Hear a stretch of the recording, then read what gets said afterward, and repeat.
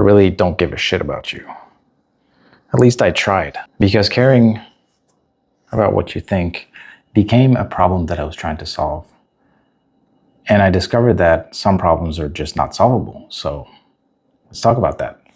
Today's training, the problem that you cannot solve because it has no solution. Quick overview of what we're going to be covering today. The finite optimization problems versus the adaptive regulation problems. The myth of the finish line. Constraints aren't the problem to solve. The gravity of other people's opinions. Calibration instead of elimination. Engineering without the constraints. And why I did not write this piece for you. And let's jump straight into it. You keep waiting to arrive somewhere that doesn't exist. The day you stop being afraid, the day you stop caring what people think, the day that the self-doubt is finally handled and you can move on without the drag. You're working towards it. And some part of you believes that it is coming, that if you read enough, fix enough, or heal enough, you will cross a line and it will be done. The problem is, it isn't coming. There's no such day. You will die with all of it still installed. The fear, the doubt, the caring, every last piece, and no amount of work gets you to the version of you where it's finally gone. That's not the depressing part though. This is the part that sets you free the second you understand what's actually happening.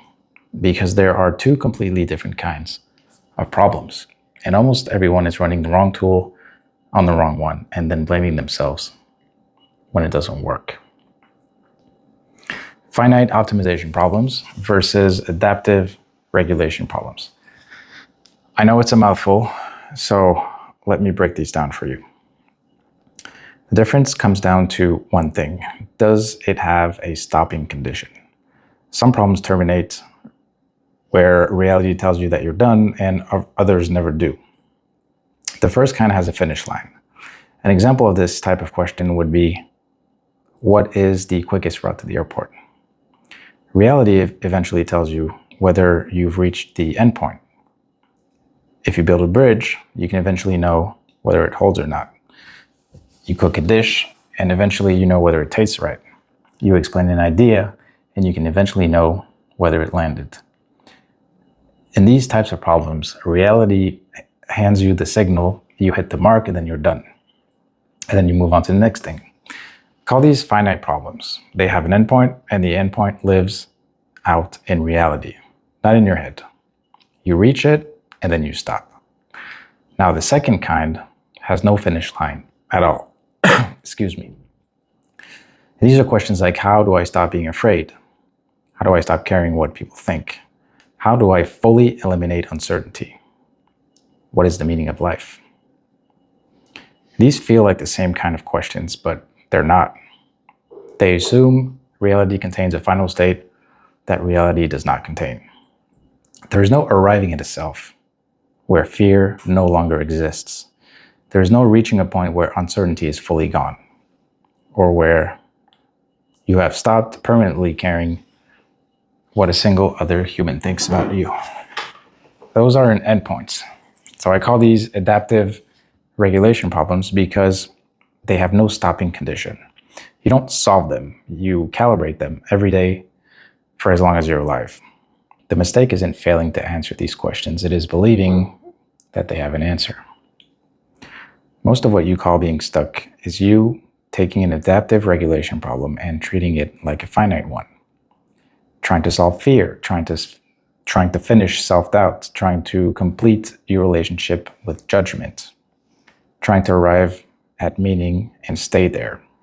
And the problem is that nothing sticks, and you decide that the failure is yours. It isn't. You've been running an operating system the problem was never built to accept. Here's an analogy that will make things click if it was too conceptual up to now.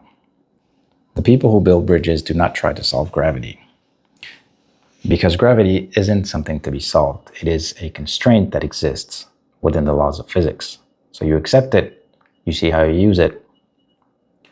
A bridge exists because gravity exists. In that same fashion, people who are chill or have very low stress in life.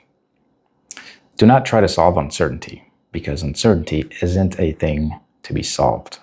It is a constraint that exists within our experiencing of time. So you accept it, you see how you use it. The very fact that uncertainty exists is the only reason you are able to make a decision in the first place. Fear, the hunger for approval, mortality, the pull to belong, same story, all of them. They aren't bugs in you. They are the physics of being a conscious animal stuck in a body, in a group, on a clock. You don't delete the constraint, you design within it.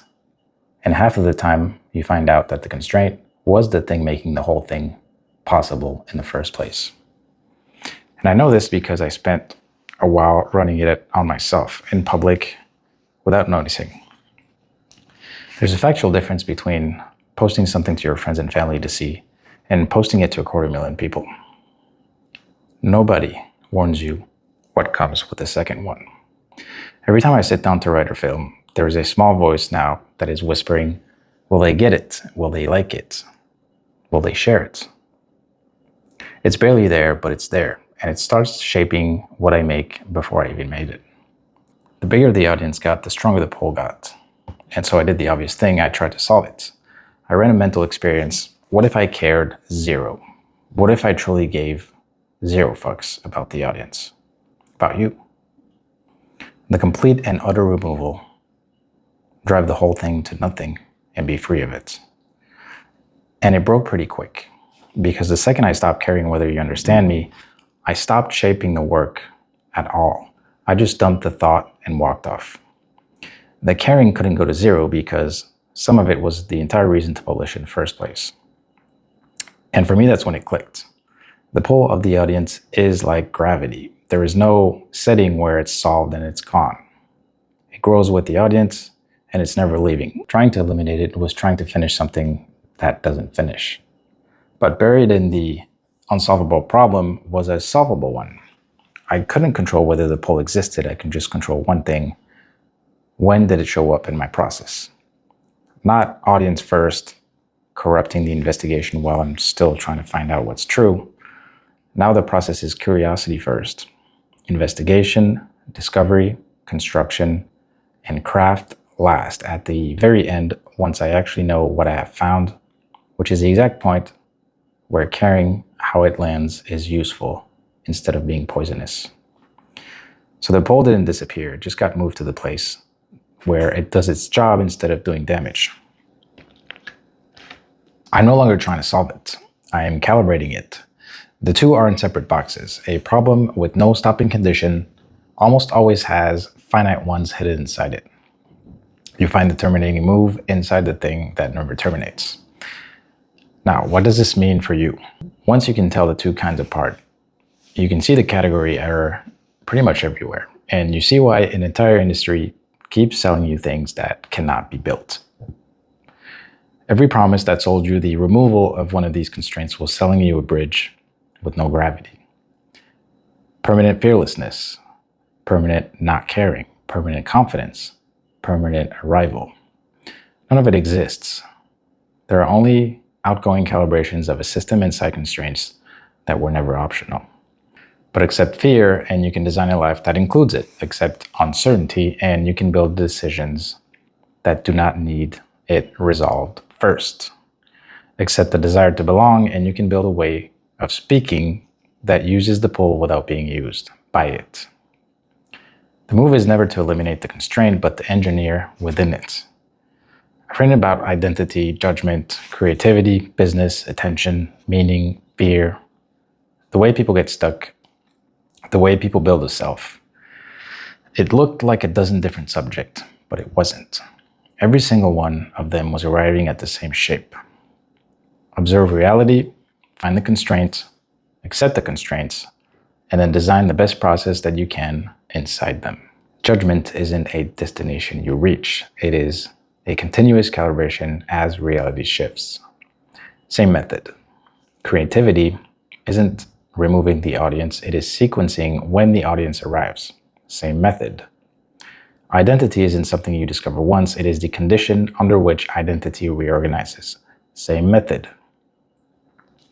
Meaning isn't something you solve, it is what you design once you accept deep questions have no final answer. Same method, every time, different light. Now I know what it actually means. Your life has finite problems in it. Things that you can build, ship, and finish. And it also has regulation problems inside of it. Things that you calibrate for as long as you're breathing. The whole method is this. Look at reality clearly enough to tell which kind you're holding, accept the constraints of each, and design deliberately inside them. I think this is the only thing that actually works because it is the only one that stops lying to you about what can be finished. And here's the part that I actually want to tell you, and it only works if I tell you now, at the end. I didn't write this for you. I wrote this to find out what I think. That's what writing is for me. It's the only tool that I've got that is sharp enough to catch my own thoughts before they slip. The audience, you, wasn't in the room for most of it. Couldn't be. The second I let you in, I start performing. I start shaping the thing toward what lands instead of what's true. And I lose the thread I was actually pulling. So I don't care about you while I write, yet, because then comes the last step. Craft. The part where I take the true thing I found and make sure it can survive the trip into another head.